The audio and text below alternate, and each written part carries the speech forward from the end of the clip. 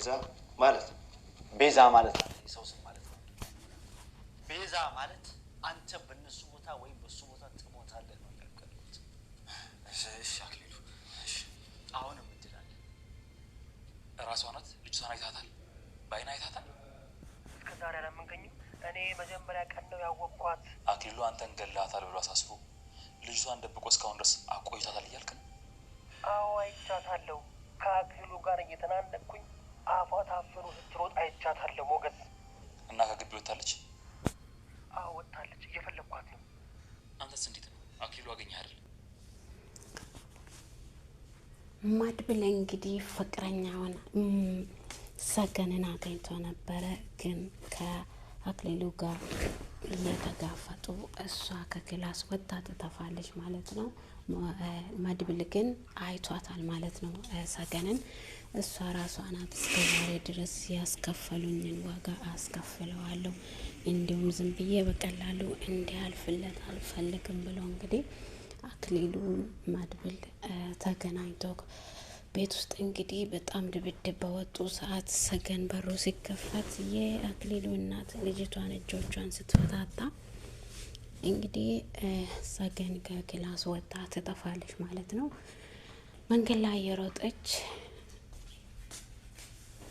እንግዲህ ሞገስ ደርሶ ነበረ ግን ተደብቃ አለፈች ማለት ነው ውድና የተወደዳችሁ የሰላም ዩቱብ ተከታታዮቼ እንዴት ናችሁ? እኔ ጋር ሁሉ ሰላም ሁሉ መልካም።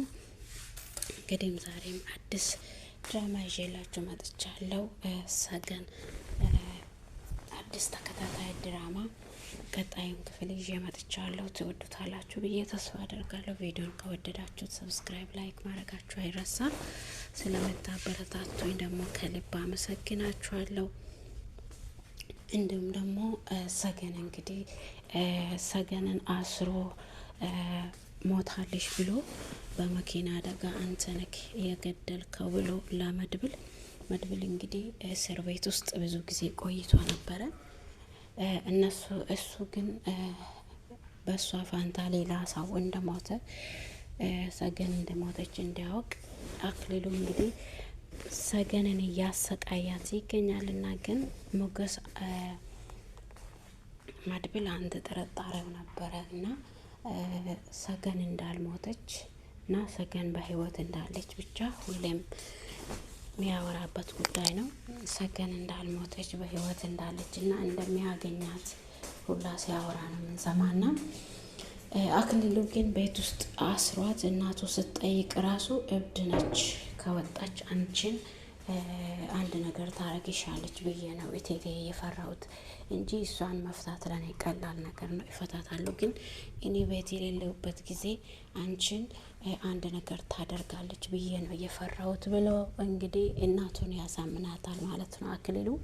ልጅቷ ግን እብድም አይደለችም።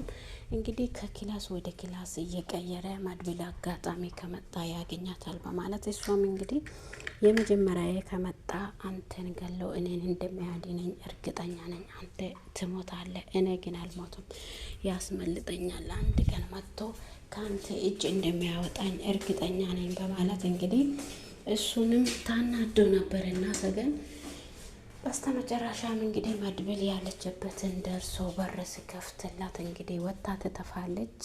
መድብል እንግዲህ አሁንም ፍለጋውን እንደቀጠለ ይገኛል። እንግዲህ ሞገስና መድብል ወደ ቤት ለመግባት ግቢ ውስጥ ተደብቆ ይመጣሉ። በዛም እንግዲህ መርዞ ደግሞ ለአክሊሉ ደውሎ ይነግራል።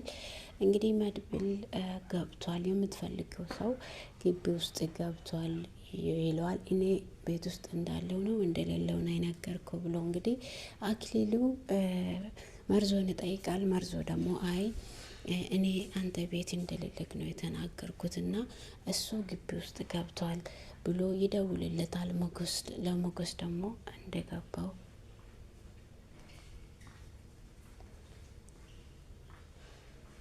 ግቢ ውስጥ እንደገባው ተናግሬያለሁ እና አሁን አክሊሉ ከቤት ይወጣል፣ ስለዚህ ተጠንቀቁ ብሎ እንደገና ደግሞ መርዞ ደውሎ ለሞገስ ይናገራል። ሞገስ ደግሞ እንግዲህ እንደምንም ሆኖ መድብል ወደ ቤት እንደገባ አድርጎ ይመለሳል ማለት ነው።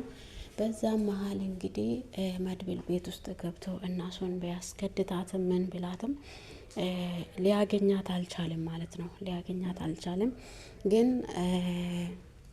በስተ መጨረሻ ቁልፍ አገኝቶ በሩን እየከፈተ እንዳለ አክሊሉ ይመጣል ማለት ነው። በሩ ተከፍቶ ያየችው ሰገን ደግሞ ከቤት ወጣ ጥፍት ትላለች። እንግዲህ በዛም እየተሟገቱ እያለም መድብል እንግዲህ እሷ እንደሆነችና ከክላስ ወጥታ እንደ ከበር ውጪ እንደምትሆን አይቶ እንግዲህ እናቱም የአክሊሉ እናት ኢቴቴም ተከትላ ወጥታ እንግዲህ ልጅቷ እብድ እንዳልሆነች አውቃ ልጄ ለምንድን ነው እንደዚህ አስሮሽ የሚያሰቃይሽ?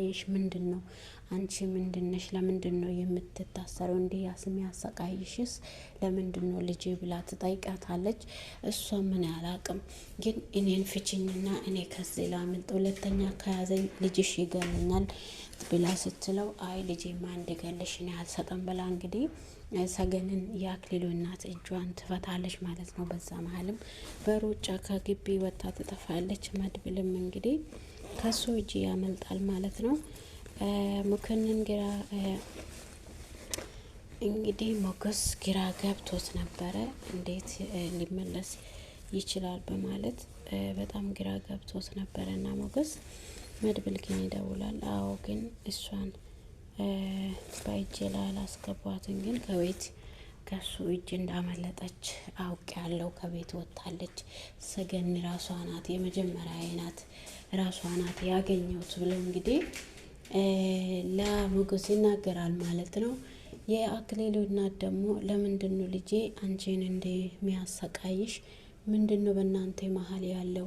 እኔ ስጠይቅማ አንቺ እብድ እንደሆንሽ ነው የተናገረኝ፣ እብድ ናት ነው ያለኝ ብላ እንግዲህ የአክሊሉ እናት በፍራቻ ለሞገስ ይናገራሉና የሞገስ እናት ደግሞ የአክሊሉ እናት ደግሞ አይ መድብል ደግሞ አይ እቺ ልጅ እኮ እብድ አይደለችም ራሱ ነው እንጂ ከአንቺ ለመደበቅ ፈልጎ ነው እብድ ነች ያላት እንጂ እብድ አይደለችም ብሎ ይናገራል ማለት ነው። እንግዲህ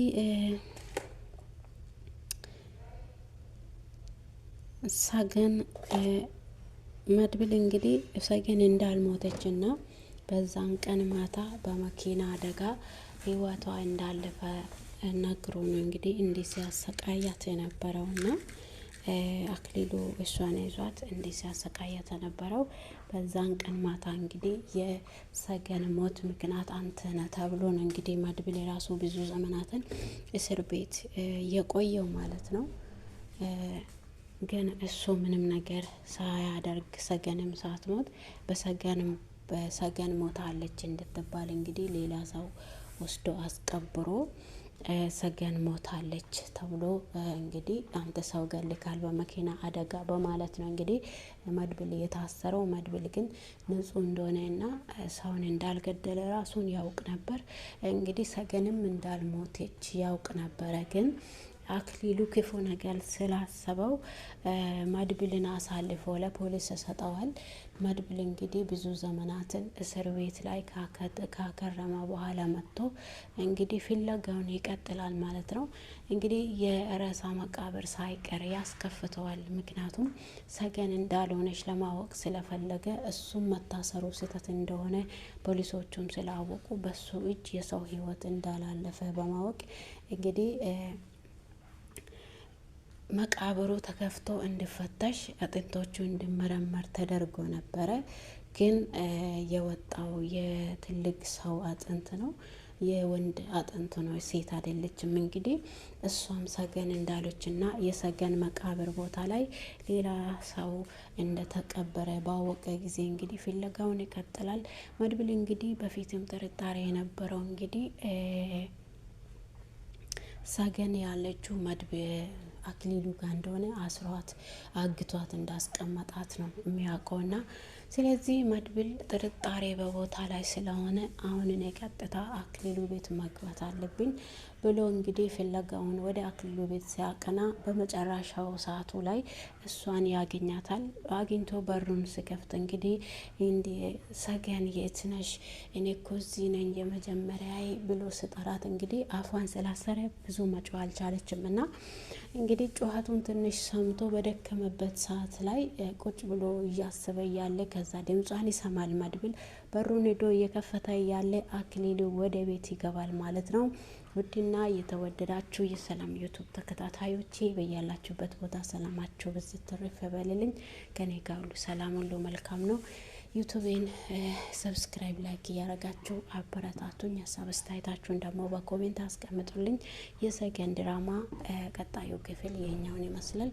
ስለምታበረታቱኝ አመሰግናችኋለሁ። በሌላ ቪዲዮ እስከምንገናኝ መልካም ቆይታ ተመኛላችሁ። ባይ ባይ።